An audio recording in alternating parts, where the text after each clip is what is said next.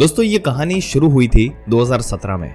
आपको याद होगा कि उस वक्त भारत के अंदर चीनी स्मार्टफोन की बहुत ज्यादा भरमार थी और भारत के अंदर ये बनते नहीं थे, ज्यादातर ये इंपोर्ट होकर आते थे।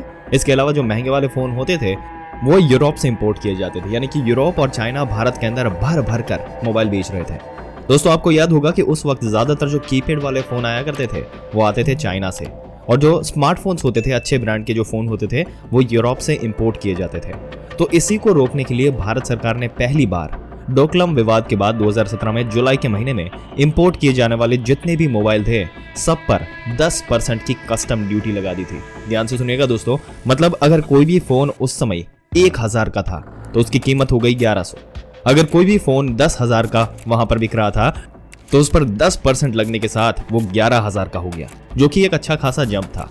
लेकिन शुरुआत में यूरोप और चाइनीज कंपनियों ने इस पर ध्यान नहीं दिया और वो अपने मोबाइल बेचते गए, लेकिन 2 सालों के अंदर ही उनकी अकल ठिकाने आने लगी और बहुत सारी चीनी कंपनियों ने भारत के अंदर अपने असेंबली प्लांट लगाने शुरू कर दिए। इसके तहत ही स्पेयर पार्ट चाइना से लाते थे और भारत में उन्हें जोड़कर असेंबल करते थे, जिसकी वजह से 10% टैक्स से ये बच जाते थे। इसका असर दोस्तों ये हुआ कि चाइनीज फोन भारत में सस्ते होने लगे और यूरोप से आने वाले फोन सस्ते नहीं हो पाए, क्योंकि उन्होंने भारत के अंदर कोई भी ऐसा मैन्युफैक्चरिंग या असेंबली प्लांट नहीं लगाया।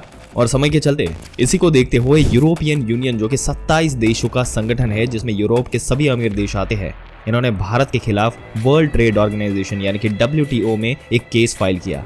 और ये केस ना सिर्फ मोबाइल के लिए था बल्कि फार्मास्यूटिकल्स के लिए भी था, क्योंकि बहुत सारी इंपोर्टेड दवाइयां उस वक्त उन पर भी भारत सरकार ने टैक्स लगाया था, क्योंकि वो नाजायज दाम ले रही थी भारत की जनता से।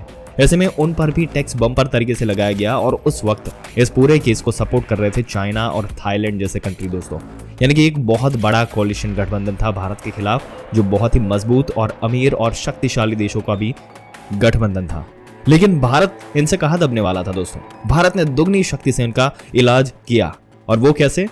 दरअसल दोस्तों, जहां केस लगाने से पहले जो इंपोर्ट ड्यूटी थी वो 10% हुआ करती थी, और ये केस लगाने के बाद कुछ ही हफ्तों के बाद भारत ने ये ड्यूटी बढ़ाकर 20% कर दी। अब इस ऐलान से यूरोपियन यूनियन और भटक गया और इन्होंने मजबूती से भारत के खिलाफ केस लड़ना शुरू कर दिया। लेकिन भारत ने यह भी इन्हें फंसा लिया दोस्तों। दरअसल यूरोपियन यूनियन जो देश ये कहते थे कि भारत इंपोर्ट ड्यूटी नहीं लगा सकता, क्योंकि भारत ने इंफॉर्मेशन टेक्नोलॉजी एग्रीमेंट साइन किया। अब भारत ने यहाँ पर ऐसा डॉक्यूमेंट लाके खड़ा कर दिया जिसमें ये एग्रीमेंट में लिखा हुआ था कि इसमें कंप्यूटर पर टैक्स लग सकता है, टेलीकॉम इक्विपमेंट पर टैक्स लगा सकते हैं, साइंटिफिक इंस्ट्रूमेंट पर लगा सकते हैं, लेकिन इसमें कहीं भी नहीं लिखा कि मोबाइल फोन या फिर स्मार्टफोन पर टैक्स नहीं लग सकते। और इसी तरीके से भारत और भी इस चीज को लेकर आगे बढ़ रहा है। दोस्तों आपके क्या विचार है जिस तरीके से भारत ने इस गठबंधन के खिलाफ अपना ये कदम उठाया, जिस तरीके से भारत ये सारी चीजें कर रहा है और आगे बढ़ रहा है? अपने विचार नीचे कमेंट सेक्शन में जरूर से बताइएगा, और ऐसी जानकारी पाते रहने के लिए हमारी चैनल को सब्सक्राइब जरूर से कर दें।